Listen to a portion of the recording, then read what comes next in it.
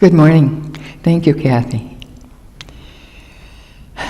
For those of you who were at the women's luncheon, this talk is pretty much the same, so if you want to take a nap, that's fine. When I was about 5 or 6, my best friend lived next door. And she was a couple of years older than me, but she was my best friend, and I was her best friend because there were no other girls on the block. So we decided, as Christmas was coming, we were really excited, as kids get, and so we decided that on Christmas morning, she'd come to my house, and we'd look at my gifts, and maybe play a little bit, and then we'd go over to her house and see her gifts and play a little bit. So Christmas morning came, and she came over, and we oohed and ahed about the presents. And then we went over to her house. Now, she was Catholic, and I didn't know that. I didn't know what it meant anyway. So we go in the house, and under the tree is this little funny-looking house. And this house has these little dolls in it, but you can't play with them. And my friend just says, this is our manger, and that was it. We got the presents and we played. Oh, she said, this is Jesus, baby Jesus. So we played, and I'm on my way home, and I'm shaking my head. How come they mix up all that Jesus junk with Christmas?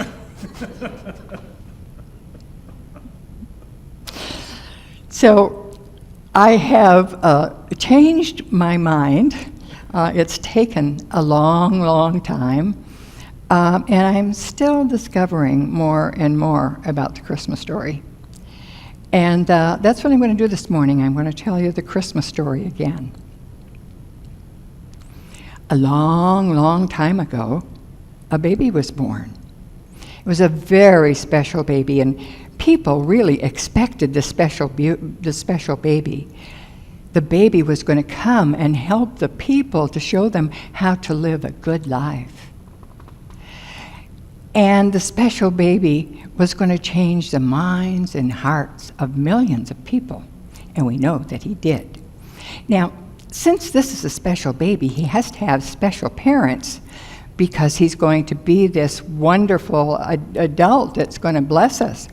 And so he has to have special parents. And these special parents are Mary and Joseph. And Mary is a young woman, and she really is, I want to say devout, but I don't like that word. But she was really special. And an angel came to talk to her. Now, how would you feel if an angel came to talk to you? Would you even know it was an angel? So anyway, she kind of, she scratches her head, and he says, it's okay, Mary, it's okay. I just have a message for you. You are going to have a child that is going to really be important to your people. And she's thinking, she's engaged to Joseph. And at that time, being engaged was almost the same as being married, except you know what. So she's scratching her head, and she's wondering what this is about. And she says, I'm not married yet, He says, don't worry about it. The Holy Spirit will overshadow you, and you will conceive a child. Well, I don't know how you feel about that message, but I'd be pretty uncomfortable and not know what the heck it was, Who is this nut? So Joseph, when he finds out, he's really ticked. But he's a good man, a nice man, and he really cares about Mary. And so he's thinking about it, and he decides to divorce her and put her aside quietly. I have no idea what that meant. But that's what he did. So he's having a dream one night, and an angel comes to him in the dream and says, it's okay, you can marry Mary because this is a very special baby. So they were married. Before the baby was born, Mary and Joseph lived in Nazareth. And when they were in Nazareth, and she was very pregnant, old Herod decided he needed to count all the people in his kingdom. And so in order to be counted, everybody had to go to the place where they were born. So Mary's pregnant, but she's got to go to Bethlehem with Joseph. So they join a caravan because it's safer, for one thing, but it's a lot more fun. So they get to Bethlehem, and every room is taken. They couldn't get any reservations ahead of time because I don't think they did that then. So they try everywhere to get a room, and finally this one innkeeper says, I don't have a room, but I have this stable that is very warm and comfortable, and you can stay there if you'd like. And so Mary and Joseph spent the night there, and that's where this very special baby was born. Now, at that time, there were shepherds out in the field tending their flocks, their sheep. And sheep are very dumb animals. They have to have somebody to tend them and keep them safe. But there they are out there, and this angel appears, another one, and says, oh, you have to go see this beautiful, special baby. He's going to be so wonderful and help so many people. So the shepherds have this little discussion about whether they should go or not. And finally, what was that angel there? And finally they decide to go and see what's going on. So they find Jesus, and they go in the stable, and they see him, and they think, oh, what a wonderful baby. It's so special. we can feel his specialness. And so then they had to go back and tend their sheep, and they left. Now, on the way, while this was going on, there were some wise men. They knew a lot of stuff. They call them kings, but I'm not sure they were. So they're looking for this special child. They have somehow discovered that this wonderful child is going to be born. And there's a star in the sky, and they think, oh, that'll take us there. And so they follow the star, and they get to Jerusalem. And it's important to know that Bethlehem is a suburb, kind of Jerusalem. So these wise men are wandering around Jerusalem trying to figure out where this child was, and they're asking all these questions. And Herod, the one who decided to count all his people, heard them and called them to talk about it. And so the wise guys went to see Herod, and Herod said, oh, if you find this special baby, let me know so I can see him too. So the wise men left, and they went and followed the star and found this wonderful baby. And they could feel that wonderfulness about the baby. They brought wonderful gifts. Charles Fillmore says that these gifts are the wonderful strengths that we've learned in past lives and brought with us. So the babe has these wonderful gifts. And then the wise men decide to leave, but they get a message from another angel that Herod is up to no good and wants to do something bad to that baby. So they go a different way. And we know that special baby grew up, and he did change millions of hearts and minds. And he taught us how to live a good, enriched life. We see that because he healed the sick, and he fed hungry people, and he even called somebody back from the dead. Powerful, wonderful, loving man. One more thing. He was very blunt about things. He wasn't mealy-mouthed. And I think so much of us get this mealy-mouthed things about being, I'm so spiritual, I have to talk this way. But Jesus didn't. He told it like it was. He called the Pharisees hypocrites. You hypocrites, you say this, but you do this. So that's one of the things that we learn, is not to be nasty, but just to say it like it is.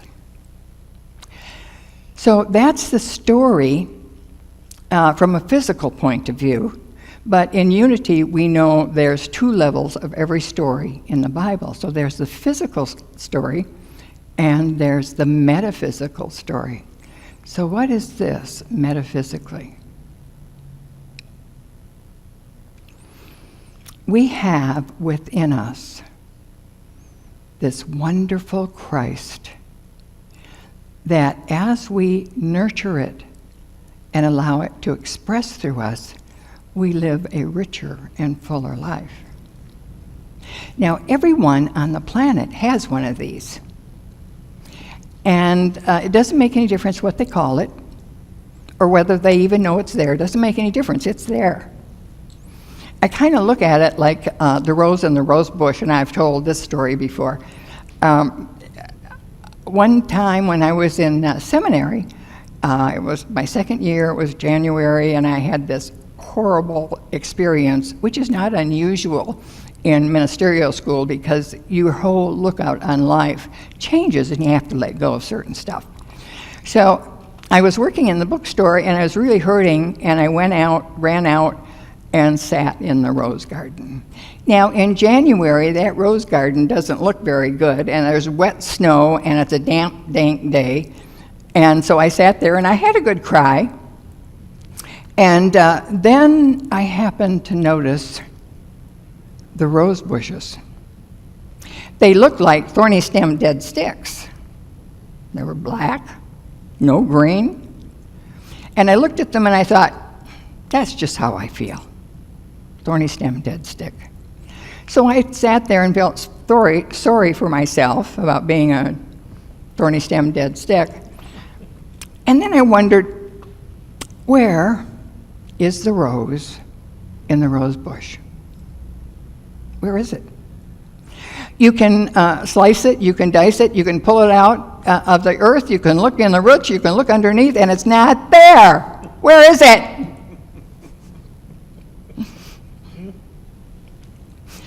It's in the rose bush as inherent potential. The whole pattern of what that rose is to be is there as potential. And in order for it to grow and to bloom, it needs to be nurtured and have certain care. You know, as it begins to grow and it's being cared for, the stem greens up. And then there's a little green leafness that comes out. And then there's a small budness. And then the budness opens up and expresses itself. Now, sort of like that rose bush, we have to be a soul gardener, I might say it that. Mary is that mother love that takes care of babe. She's the nourisher. She is also instinct. She's our instinct, our feeling nature. Joseph is the intellect. Now, the intellect is our interface with our spiritual world and our physical world. And our intellect really gets caught up in the physical world. And that's why the angel had to speak to Joseph in a dream, because he was all involved in the physicality and what he was going to do. Mary was open. She had this instinct that something wonderful was going to happen. And so they're entrusted with this babe to nourish it and love it so it grows into what it was meant to be. And it started with inherent potential. A divine idea overshadowed us to give birth to that Christ. And that Holy Spirit that overshadows us gives us the divine idea of who and what we are. And we have this shepherd within us, and our shepherd just herds together those thoughts that really aren't very bright. and that are really involved in the physical world. And what are we going to do? We have no money. I'm sick. And so our job as a shepherd is to just tell those thoughts that have feelings, peace be still. Or we can say, thanks for sharing, I'll talk to you later. Just let them go. You can do that in meditation. So how do we nurture this? We nurture, one of the ways we nurture it is that, remember, the father at this time was the provider protector, and the mother is the nourisher. So the provider protector feeds or gives to the feeling nature, the Mary, the ideas and how to nurture. And Mary takes those and gives them energy. And we help her to develop the Christ through prayer and meditation. And we are so fortunate that these wonderful wise guys came and give us our gifts. There is something within us that always knows, and as I said before, that Charles Fillmore said the wise men were the gifts and the strengths that we have built in past lives. And so most of us don't make it to that full expression of the Christ, but it doesn't matter because it's there anyway. And it's there to guide us and bless us. And you notice that the special baby wasn't born in a palace, wasn't born in, and rich people didn't come to see him. It was ordinary people. And the Christ is born in us, and we raise it in us in ordinary circumstances. So our life is blessed, and we're a blessing to others. We learn to receive, and that's the truth.